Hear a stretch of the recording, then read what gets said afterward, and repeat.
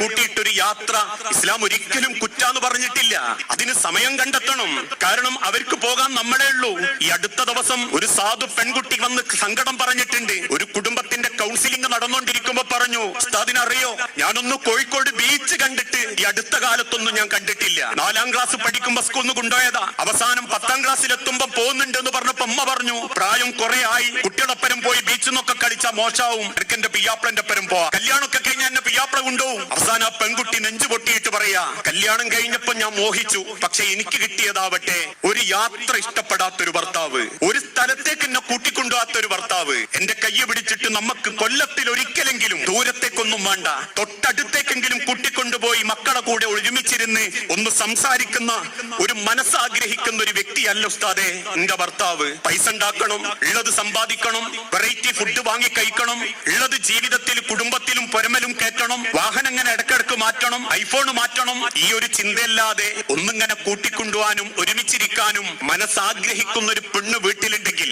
ആ മനസ്സ് കാണാത്ത ഭർത്താക്കന്മാരും കുറ്റക്കാരാ. വേദനിച്ച് ജീവിക്കുന്ന എത്ര ഭാര്യമാര് നമ്മൾ അടുത്തുണ്ടെന്ന് നമ്മൾ ചിന്തിച്ചോക്കണം.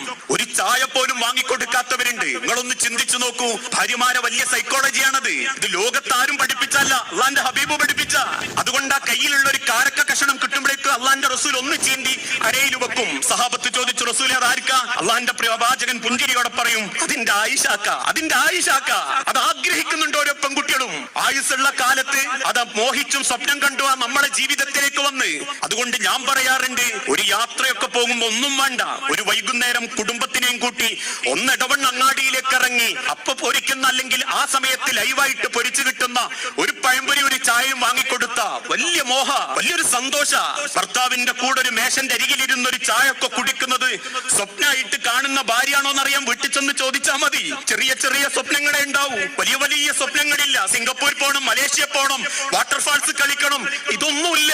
ദുനിയാവിൽ മക്കളെപ്പരവും കുടുംബത്തിന്റെ ഒപ്പരവും അടുക്കളന്റെ 4 ചുമരിന്റെ ഉള്ളിൽ നേരം 9 പുലച്ചക്ക് 4:45 അലാറം വെച്ച് എഴുന്നേറ്റ് മൂത്തോക്കുള്ളത് അല്ലെങ്കിൽ ഇളയോക്കുള്ളത്, മൂത്തോനുള്ളത്, പിന്നീട് ഭർത്താവിനുള്ളത്, അവരൊന്ന് വീട്ടിൽ നിന്ന് ഇറങ്ങുമ്പോഴേക്കും പിന്നീട് അലക്കാനുള്ളത്, അലക്കി തീരുമ്പോഴേക്കും ഉച്ചക്കത്തെ ചോറിനുള്ളത്, ആ ചോറൊന്ന് പാകപ്പെട്ട് മേല് കൈ കുളിച്ച് അസംസ്കരിക്കുമ്പോഴേക്കും പിയാപ്പിള വരുന്നത്, 4:45 മക്കൾ വരുന്നത്, അവർക്കുള്ള ചായ, മഗ്രിബ് നിസ്കരിച്ചു വരുമ്പോഴേക്കും പിയാപ്പിളക്കുള്ള ചോറ്, രാത്രി മക്കളൊപ്പം ഒരു അരമണിക്കൂർ വായനക്കിരിക്കല്, രാത്രി തിന്ന പ്ലേറ്റുകളൊക്കെ കെട്ടി അല്ലെങ്കിൽ ഒന്ന് അല കഴുകി തിരിച്ചു റൂമിലേക്ക് വരുമ്പോ ആ സ്വപ്നങ്ങൾക്കിടയിൽ ചേർന്ന് നിന്ന് ഒരു സമാധാനം കൊടുക്കാൻ നമ്മളെ ഉള്ളൂ, മറ്റൊരാളെ